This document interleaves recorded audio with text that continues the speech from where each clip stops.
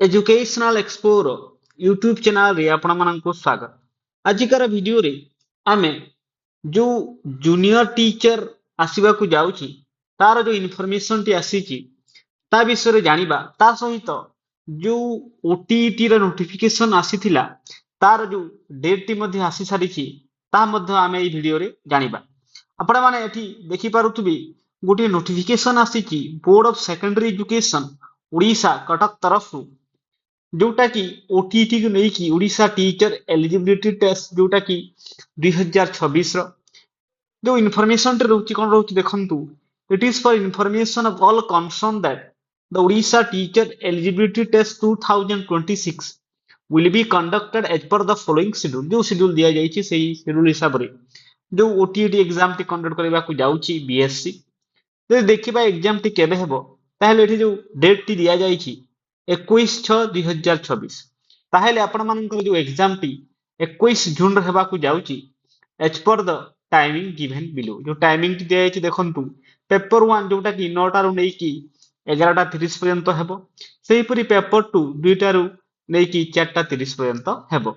आ आपण मानकर जो एडमिट कार्ड जो एग्जाम पाई ताहा आपण मानकर जो बीएससी रो वेबसाइट रे 9/6/2026 ठारू उपलब्ध हेबो।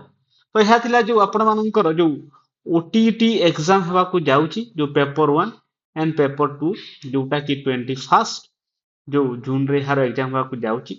जदि हमें कथा बा जो अपकमिंग जो जेटी विषय रे जो इन्फॉर्मेशन टी आसुची एई जो आपण मानकर जो ओटीटी एग्जाम जो सरिला परे आपण मानकर एग्जाम टी होची जून रे तापर आपण मानकर जो जुलाई रो एंड आडकू एहार न कोन हबो ना रिजल्ट टी आसी जिवो। तापर जो जूनियर टीचर एहार जो नोटिफिकेशन जो इन्फॉर्मेशन टी आसुची जूनियर टीचर नोटिफिकेशन आपण मानकर जो अगस्त मास रे आसीबो जेहेतु गवर्नमेंट कहितिले मध्ये कि आगामी जो 3 वर्ष रे से माने 45,000 जूनियर टीचर रिक्रुटमेंट देबे आ ए नोटिफिकेशन टी अगस्त मास रे आसीबो आ पाखा पाखी आपण मानकर 13,000 जो प्लस पोस्ट आसीबा को जाउची।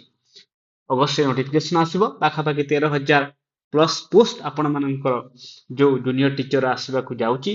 जेमिति आपण मानकर एहार एग्जाम के करिवो आपण जानिथिबे एमिति ओ ट्रिपल एससी हार एग्जाम कंडक्ट करबा को जाउची 13,000 प्लस पोस्ट आसीबो आपण मानकर प्राइमरी एंड अपर प्राइमरी को नेकी।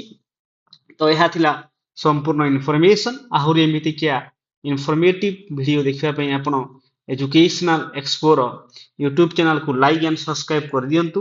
थैंक यू धन्यवाद।